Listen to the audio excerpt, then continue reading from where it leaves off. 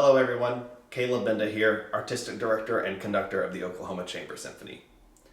Due to COVID-19, it is currently not safe for us to hold any in-person concerts for the health and safety of both our audience members and our musicians. In lieu of in-person concerts, we have launched a project we are calling Couch Concerts. This project is a series of recorded performances made for at-home viewing. We will release these recorded concerts on Facebook and YouTube so that our audience can still enjoy classical music at home. For this project, we're using an ensemble of no more than 10 musicians. All of our musicians are spaced 6 feet apart, and at this time we are only using string instruments so that there is no wind being shuffled around by our wind instruments.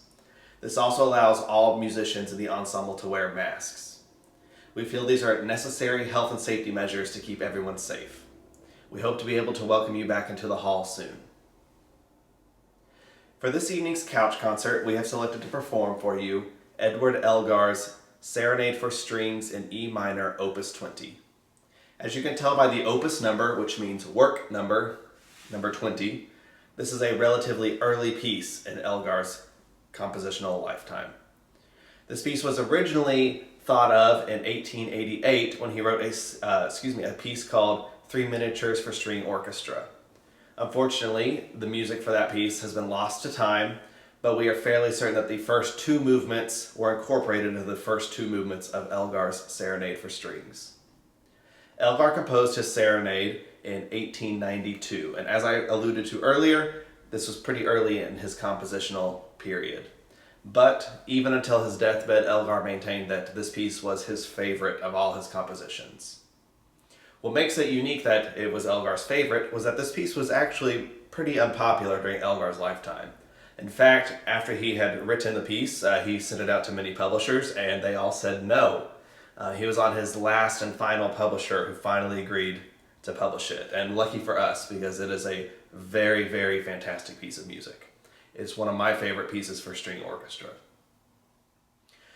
We originally thought Elgar had written this piece dedicated to his wife for their 3rd wedding anniversary.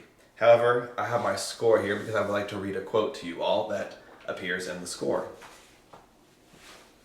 Elgar's wife was named Alice, but he had a special nickname for her. Brought, that's Alice, helped a great deal to make these little tunes. So initially we thought that Elgar had written this piece and dedicated it to his wife as an anniversary gift, but here we have evidence in a letter from Elgar's own hand that his wife actually helped him come up with these tunes. Later on, Elgar had arranged the piece for a 2-piano duet version rather than the full string orchestra. And in fact, even in the piano duet version, that piece had the dedication to a E.W. Winfield, who was a friend of both Edward and Alice. So initially we thought, as I said, it was a piece of love, a gift to his wife, but now we're not so certain anymore.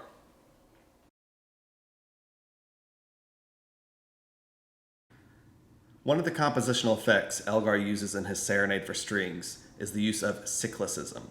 Cyclicism is a compositional process that was made popular by earlier composers such as Beethoven and Mozart, where the composer takes a rhythmic idea or melodic idea at the beginning and it germinates and carries on throughout the entire piece.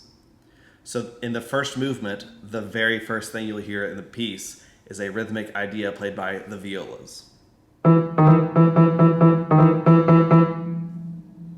Later on, when we get to the third movement, about halfway through, you should hear something pretty familiar. It's the same rhythmic idea as the first movement, just transposed up a fifth. Something else I'd like to bring to your attention is the entire second movement of this piece. It has been stated that the entire second movement is the most mature sounding music that Elgar had written during his life. Now that includes all of his compositions that had come after. And keep in mind, this is a piece that was composed very early in his compositional career. I hope you find this concert entertaining, fun, and maybe a little bit different than anything before. If you have any questions or would like to see further information, I would encourage you to go to our website, okchambersymphony.com. And as always, this concert is presented free of charge, just as all of our other concerts. However, if you'd like to donate so that when we return to the hall, we can have even more fantastic concerts for you, please go to okchambersymphony.com and you can select the donate button. Thank you.